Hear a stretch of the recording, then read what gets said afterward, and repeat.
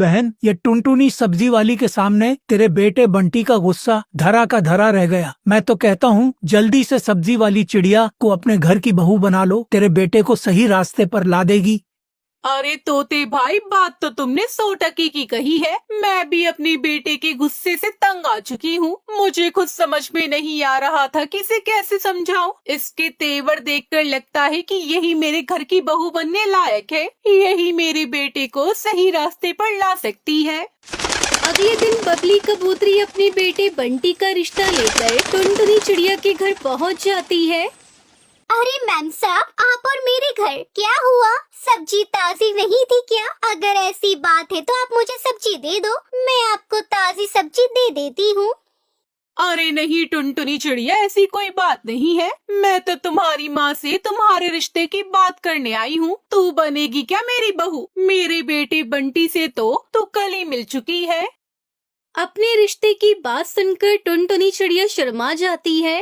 आप यहाँ बैठो मैम साहब, मैं अपनी माँ को बुला कर लाती हूँ। टुनटुनी चिड़िया अपनी माँ को बुला कर लाती है। थोड़ी देर बातचीत करने के बाद टुनटुनी चिड़िया का रिश्ता पक्का हो जाता है और जल्द ही टुनटुनी चिड़िया की शादी बंटी कबूतर से हो जाती है। वो बहू बनकर बबली कबूतरी के घर आ जाती है। टुनटुनी चिड़िया अपने प्यार अच्छे स्वभाव से अपने गुस्सैल पति को पूरी तरह से बदल देती है। इसी तरह कुछ दिन बीत जाते हैं। एक दिन बबली कबूतरी बाजार गई हुई थी। जब वो लौट कर आ रही थी तभी उसे अपनी बहू की आवाज सुनाई देती है। सब्जी ले लो सब्जी, हरी भरी ताजी सब्जी ले लो।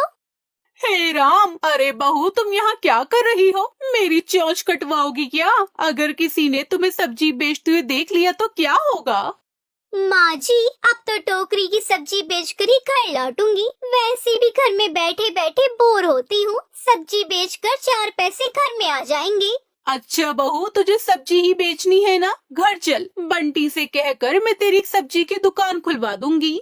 सच माँ जी, आप मेरे लिए सब्जी की दुकान खुला दोगी? ये तो बहुत अच्छा है माँ जी।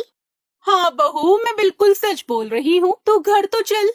इसी तरह बबली कबूतरी टुनटुनी चिड़िया को समझा बुझा कर घर ले आती है और उसके लिए सब्जी की दुकान खुलवा देती है।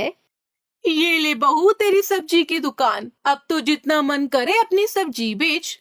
माँ जी, आपका बहुत बहुत धन्यवाद। आपने मेरी इतनी मदद की। आपने मेरे सपने को टूटने नहीं दिया। मुझे बचपन से ही सब्जी की खेती करने का शौक था, इसलिए मैं अपने घर में अपने आंगन में ही सब्जी बोकर उसे बाजार में बेचा करती थी। और मुझे डर था कि जब मेरी शादी होगी तब मेरे ससुराल वाले मुझे सब्जी बेचने देंगे भी या नहीं। मगर माँ जी, आपने तो मेरा साथ देकर मुझ पे बहुत बड़ा उपकार किया है। अपनी सब्जी की दुकान देखकर टुनटुनी चिड़िया बहुत खुश होती है और खुशी खुशी वो सब्जी बेचती है और अपने परिवार के साथ रहने लगती है।